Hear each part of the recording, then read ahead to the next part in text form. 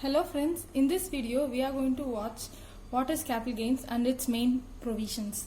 So capital gains is one of the heads of income in income tax. Now let's see the meaning of capital gains. Capital gains refers to gain arising from a transfer of a capital asset.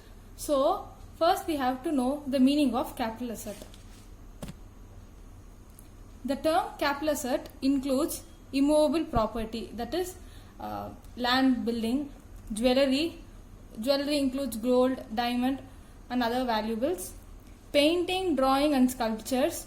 Urban agricultural land, that is urban agricultural land means land in urban area. And securities. Securities include shares, bonds, debentures, etc. Now, capital asset does not include the following. That is rural agricultural land. Agricultural land situated in village area. Stock in trade. Personal effects. Personal effects includes mobile phone, car and etc. which you use for your personal purposes. Gold deposit bonds notified by the central government. These four does not mean capital asset. Therefore, capital gains refers to transfer of a capital asset. So now we saw the meaning of capital asset. Now we have to see what is the meaning of transfer. The term transfer includes the following. Transfer may be sale for a consideration, exchange, that also means a transfer, compulsory acquisition, like acquisition of land by the government, etc. Conversion of a capital asset into a stock in trade. So converting your land and building and bringing into your business as a stock in trade also means a transfer.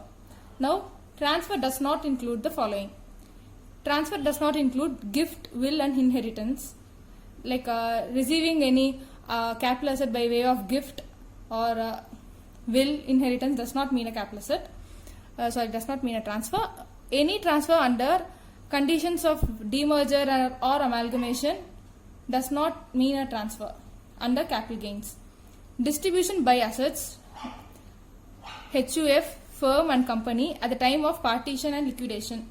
At the time of partition, if HUF distributes assets to its members, or a firm distributes its assets to its partners, or a company distributing the assets to its shareholders, does not mean transfer.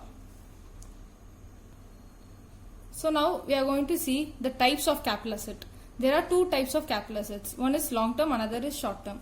So long term capital asset, any capital asset held for more than 36 months, that is any capital asset which we saw in the previous slide does not which exceeds more than 36 months, that is more than 3 years. If you hold such an asset for more than 3 years, it becomes a capital asset, long term capital asset. For example, if you have a land which you hold for more than 3 years or 5 years, it becomes a long term capital asset.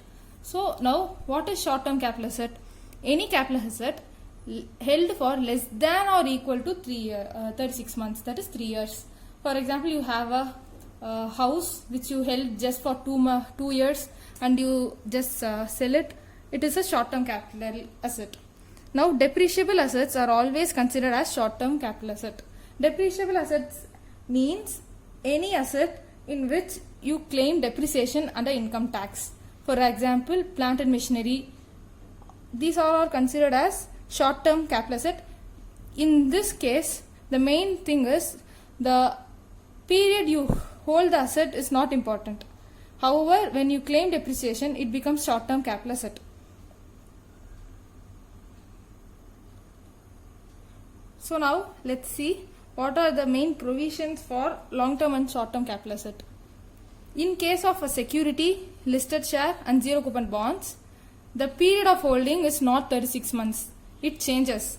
In these cases, in case of security, listed shares or zero coupon bonds, the listed share is known as short term capital asset when the period of holding is just 12 months, that is 1 year. If you hold it for 1 year, it is a short term asset. If you hold it for more than 12 months, that is for 2 years, 3 years, it is a long term capital asset.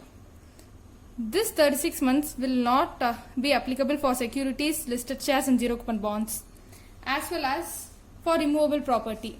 In the case of immovable property and unlisted shares, immovable property includes land, building and unlisted shares. The period of holding is 24 months. So it becomes a short-term asset when you hold it for less than 24 months, and it becomes long-term asset if you hold it for 24 and more months. So now let's see what is short-term capital gains. Short-term capital gains means the gain which you derive by transferring a short-term capital asset. Like we saw, held for less than 12 months or less than 24 months, that short-term asset, if you are going to sell, then you have to compute short-term capital gains. This is the way we compute it. First, sale consideration. Sale consideration refers to the value for which you sell your short-term capital asset less selling expenses. So sale expenses includes commission you pay for broker or etc. Any expenses which is related to the transfer is known as sale expense. You should deduct it and you will get net consideration. So from this net consideration you have to deduct your cost of acquisition. In the case of short-term capital gains, where the capital asset is held for less than 36 months or 24 months or 12 months as the case may be, the cost of acquisition means the purchase price of the asset. The value for which you purchase the asset is known as cost of acquisition. So that will be deducted, and then cost of improvement. Any improvements you do for that short-term capital asset is known as cost of improvement. You have to deduct it so that you will get STCG, which is short-term capital gains. Then now let's see what is long-term capital gains. Long-term capital gains is it's capital gain which you derive when you transfer a long-term capital asset. That is when you transfer your house which you held for more than 10 years, or share which you held for more than 2 years. When you say sell a long-term capital asset, we have to compute long-term capital gains. So the procedure is, first you will write the sale consideration, the value for which you sold the asset, less selling expenses. As I said earlier, expenses relating to your transfer, net consideration you will get. So then you will deduct index cost of acquisition. In the case of long-term capital gains, you should not subtract the cost of acquisition, because the period of holding is more than 36 months or 24 months. You have to compute index cost of acquisition. So in this case, we will have indexation number, index for previous year, index for the current year. We have to consider those index numbers and compute the cost of acquisition.